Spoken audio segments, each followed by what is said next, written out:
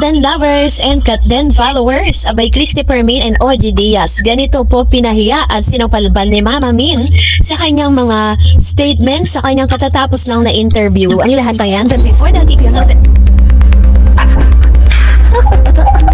siyempre naman, ang pangit ba na banaan ako kung wala maliligaw? So, single naman siya. Yeah, oo.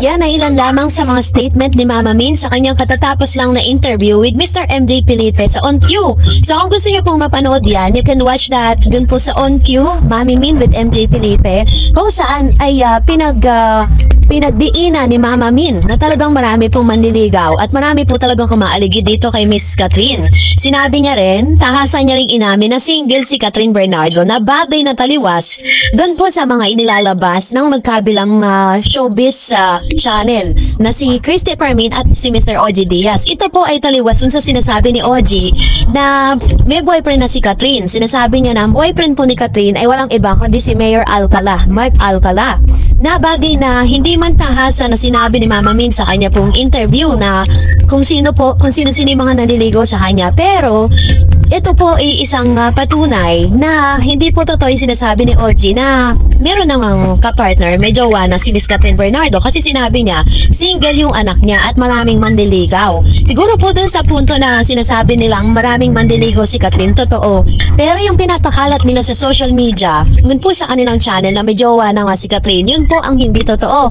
Kasi ngayon po, ang dami po kasing mga bashers po sa Twitter or na ex ngayon na dating Twitter na parang nalamig dito kay Miss Catherine dahil po sa pag-follow di umano ni Mama Min dito kay Mayor Mark Alcala. Sabi po dun sa Reddit, kasi kahapon po pinaliwanag ko sa inyo kung bakit or saan galing yung balita na finalo ni Catherine, ni Alora at saka ni Mama Min itong si Mayor Mark Alcala. Nataliwas doon, Ang maganda lang dito kasi, kung marami manliligaw si Miss Catherine at isa si Alden Richards doon, ang maganda kay Alden is nakapasok man siya sa bahay ni Catherine. Nakapasok man rin siya sa buhay ng pamilya ni Catherine. No, ibig sabihin is naka-first dates na siya. So, kung isa pa rin siya sa mga manliligaw ni Miss Catherine Bernardo, yun po yung pinaka talagang magandang balita doon. And hanggang sa ngayon, nag-check ko po yung Instagram, naka-follow pa rin naman si Miss Catherine kay Alden. Naka-follow din si Alden kay Catherine, ganon din kay Mama Min, ganon din sa ilang mga showbiz personality na malapit kay Catherine. So, nakahulugan lang dito na hanggang sa ngayon ay may connection pa rin po sila sa social media at sa totoong buhay, diba? So, matapos nga lumabas sa mga balita na inilabas nga ni Mama Min sa On Q, no? Isa-isa niyang sinagot ang mga aligasyon kasi kung pag-aaralan niyo po yung interview, wala pong hindi po siya straightforward, parang other way around yung pagtatanong, Pero kung kayo po ay matalino at talagang inuunawa ninyo yung mga lumalabas sa bibig ni Mama Min, ito po ay parang pang-bluff dun po sa mga inilalabas ni Christy at ni OG. Diba sabi niya single si Miss Catherine? At sinabi niya wala pa itong jowa. So ngayon, ang paliwanag, bakit po sinabi ng ilang mga tao sa Reddit at sa X na pinalo ni Mama Min si Mark Alcala, Mayor Mark, tapos pagkatapos magkagulo ng mga tao sa Twitter at sa Reddit ay bigla na lamang nitong in-unfollow. Ang point of view ko with regards to that, ang sabi ni Mama Min sa kanyang interview, lahat po ng mga manliligaw niya is talagang si Mama Min po is isa sa mga talagang parang kinikilatis niya. So bilang isang ina, syempre, pasukin mo yung Instagram, diba? Nito pong taong naliligaw sa anak mo para at least ma-check mo kung anong klaseng tao siya. Kasi dun po lahat makikita sa everyday living niya. Although, syempre, may mga filter na dyan na parang hindi lahat nilalabas sa softmed. Pero nagkagulo na po lahat Di ba pagkatapos nun? Tapos, nagkaroon pa ng intriga nung in-unfollow. Siguro na-realize at nakita ni Mama Min na parang hindi magandang naging dating nito sa mga fans si Catherine. Kaya niya ginawa yun. Pero wala pa ako nakikitang masama kung i-follow ni Mama Min ang lahat ng mga manliligaw ni Catherine para lang po talagang mabantayan at makita niya kung paano ba talaga ang pamumuhay nitong tao. Ito kasi personally, hindi naman talaga nila kilala yan. Diba nakilala lang, sabi ng mga marites sa showbiz, nakilala lang daw through common friend. Diba? Wala naman talaga silang personal connections. Hindi katulad kay Alden Richards, nakapasok na sa bahay nila, nakausap na nila, at friendship po sila for how many years. Pagkatapos ng hello, love, goodbye, hindi naman po naputol yung connection nila dahil nag-uusap pa rin sila sa GC, diba? Naging naging matatag lang talaga yung friendship nila ni Catherine nung sila po ay nag-taping ng movie sa Canada nung wala na sila nung kanyang ex. Kaya yun po yung isa sa mga masasabi nating mapapanatag tayo, no? Kung yung iba po ay kumalas na wala tayong magagawa doon, but still, kung sino man yung mga magwawagi sa puso ni Catherine, doon pa rin po, basta ako, pa rin ako, Alden Richards. Kasi kung pwede kumalang parang diktahan ng puso ni Catherine, talagang Alden Richards pa rin ang pipiliin ko. So, kayo po, ano pong saloobin ninyo patungkol dito, comment na below. At ngayon naman, syempre, bago tayo magsimula, bago tayo magtapos,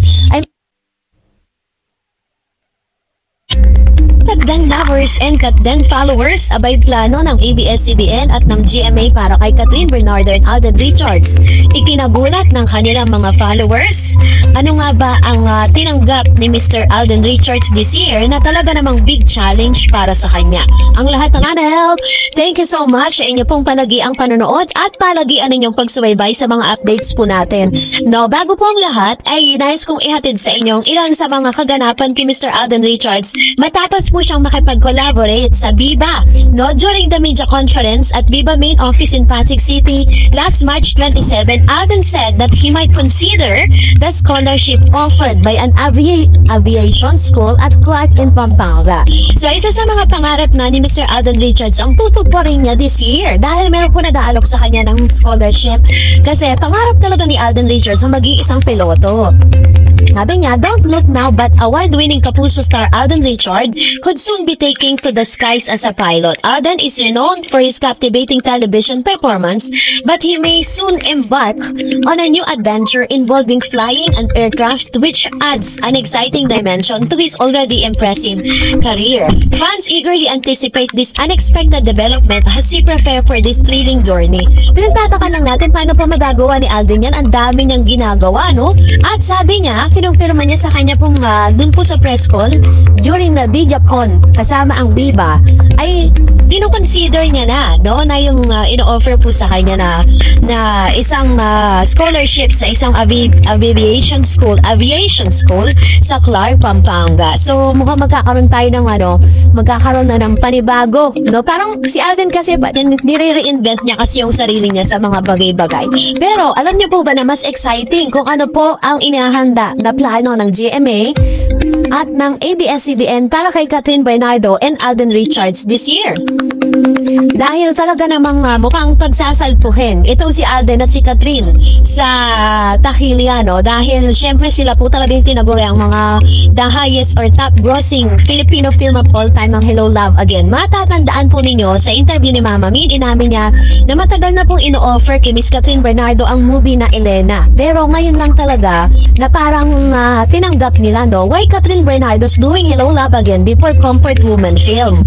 So sabi dyan, pre-production work for the period movie Elena 1944, where Catherine Bernardo is expected to play a comfort woman during Japanese occupation, is taking longer than expected. That's why the actress was offered to do a sequel of her hit movie with Alden Richards and Hello Love Goodbye instead, or HLG. The sequel titled Hello Love Again will not be submitted as an entry to the Metro Manila Film Festival in December, but instead will be shown on November 13. Yun po yung balita, no? Na yun na yung nangyari. So, ito po palang itong movie na to, ang ito pong Elena 1944, medyo mabusisi talaga ang magiging niya dito role kasi nga comfort women siya sa Japanese era. And according to Mami Min, talagang siya po mismo ay binasa niya yung buong script at nagustuhan niya. No? At kung mapapansin niyo, parang inihahanda na rin ni Miss Catherine Bernardo yung sarili niya. Nakikita natin siya, nagkakaroon na siya ng mga sexy photos, diba? Yun po ay paghahanda para sa mga bagong karakter na ilalabas niya. Ganon din naman si Alden Richards, which is part naman ng GMA7, kung saan talagang pinili po nila isang magandang material. Kaso nga lang, ang kasama niya si Julia Barreto. Kung dito po kay Miss Catherine is about dun sa history, this time, ito po ay highest grossing Thai movie of all time po, ang movie na Timak. Pero ito po, ang atake niya dito, mananakot siya dito. According to Pep, the Philippine adaptation will be possible through Viva Films and Myriad Entertainment, a multimedia company owned by Alden. Myriad Entertainment first film, Out of Order, will stream on Netflix soon. It stars Alden and Heaven Peralejo. So, dito po yung iikot yung kanyang iikot dito yung kanyang storya at makikilala na natin sino ba at ano nga bang ang PMAC movie na ito kasi itong PMAC movie na ito dito po talaga totally nakilala yung si Mario Mauer na isa sa mga superstar ng Thailand. So ang kabang-abang dito is pagsasalpukin po ba sila o ipapasok ba sila sa Metro Manila Film Festival or pagsasabayin yung kanilang movie ni Miss Catherine at Alden Richards. And of course, syempre, kaabang-abang yan. Nasa sa inyo na lang kung kaninong movie po ang inyong susuportahan. Pero kung ako po ang tatanungin, parehas ko po silang susuportahan. Katulad ng pagsuporta ko po sa Katden, no? So, medyo, medyo alarming to. Medyo, parang challenge to sa bawat isa sa kanila. Kasi yung parehas na actors and actress ng Philippine movie industry na talaga nagbigay ng napakalaking pera sa industriya. Pagsasalpukin, antay na lang natin. Yan po yung pinakamagandang plano ay ng GMA at ng ABS-CBN. So, ano kaya magiging resulta nito? Abangan!